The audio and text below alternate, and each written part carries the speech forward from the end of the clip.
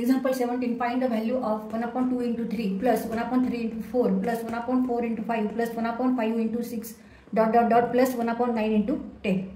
तर इथे आपल्याला ह्या सगळ्यांची बेरीज करायची आहे. तर 1 छेदस्थानी 2 गुणिले 3 अधिक 1 छेदस्थानी 3 गुणिले 4 अधिक 1 छेद 4 गुणिले 5 अधिक 1 छेद 5 गुणिले 6 अधिक 1 छेद 9 गुणिले 10. ह्या सर्वांची आपल्याला बेरीज करून किंमत काढायची. तर इथे आपल्याला 2 गुणिले 3 3 गुणिले 4 4 गुणिले 5 5 गुणिले 6 असं करून नंतर एलसीएम घेऊन बेरीज काढण्यापेक्षा त्याला भरपूर वेळ लागू शकतो. तर इथे आपण 1 छेद 2 गुणिले 3 म्हणजे 1 छेद 2 वजा 1 छेद 3 असं घेणार आहोत. तर 1 वजा 2 1 छेद 2 वजा 1 छेद 3 म्हणजेच काय, तर 2 गुणिले 3 3 गुणिले 1 3 वजा 2 गुणिले 1 2 म्हणजे 1 छेद 2 गुणिले 3. तर ही टर्म आपण कशी घेणार आहोत, 1 छेद 2 वजा 1 छेद 3. 1/2 into 3 means equal to 1/2 minus 1/3. आणि ही टर्म आपण अशी लिहायची आहे 1/3 into 4 means 1/3 minus 1/4. 1/4 into 5 means 1/4 minus 1/5. 1/9 into 10 means 1/9 minus 1/10. तर ह्या पद्धतीने आपण टर्म घेऊन सॉल्व करू. व त्यामुळे आपल्याला वेळ पण खूप कमी लागेल आणि आन्सर पण आपलं पटकन येईल.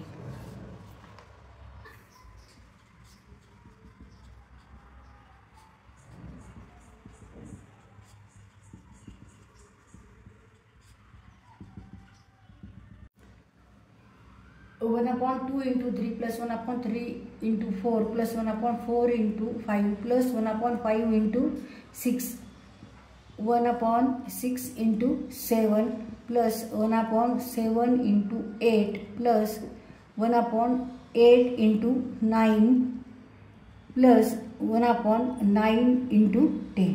आता हे डॉट डॉटच्या आपण सगळ्या टर्म्स ह्या जास्तीच्या लिहून काढल्या, पण ह्या लिहिल्या नाही तरी चालतील, ह्या टर्म्स लिहिल्या नाही तरी चालतील.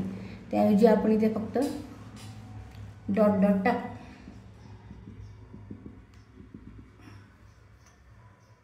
One 1/2 into 3 means 1/2 minus 1/3 plus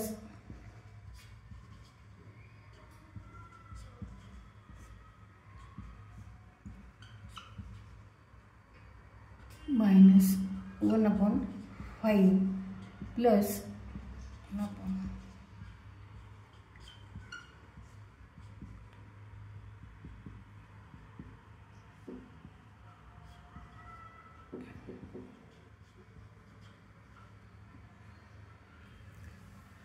आता ह्या सगळ्या टर्म्स ज्या आहेत त्या कंसाच्या बाहेर घेऊ.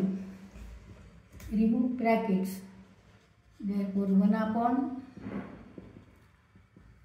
minus 1/3 plus 1/3 minus 1/4 plus 1/4 minus 1/5 plus 1/5 minus 1/6 plus पुढल्या टर्म आपण लिहित नाहीत, एकदम शेवटची टर्म लिहायची 1/9 minus 1/10.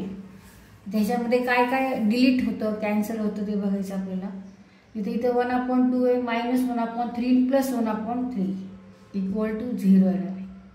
Minus 1/4 plus 1/4 equal to 0. तसंच इथे पण इक्वल टू 0. -6 आणि ह्याच्या पुढली टर्म काय असणार आहे, प्लस 1/6 इक्वल टू 0. म्हणजे ही टर्म आणि ह्याच्या पुढली टर्म इक्वल टू 0. तसंच ह्याच्या अलीकडली टर्म काय असणार आहे, तर मायनस 1/9 आणि ही टर्म 1/9 प्लस 1/9 इक्वल टू 0. म्हणजे पण 0 येणार आहे.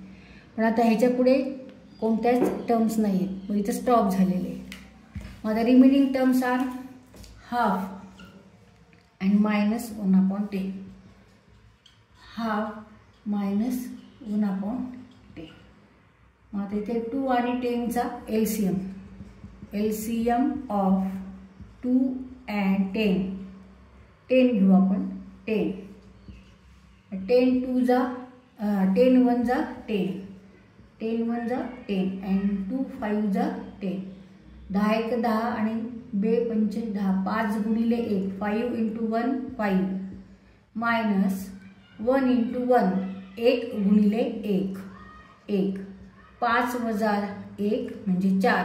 5 मायनस 1 4 4/10. आता इथे परत 2 ने डिवाइड करू. 2 2 जा 4 अँड 2 5 जा 10. Therefore answer is 2/5.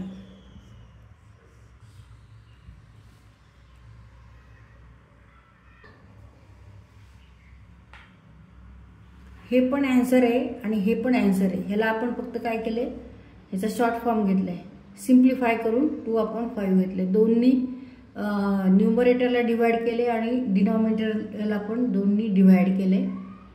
And answer is 2/5.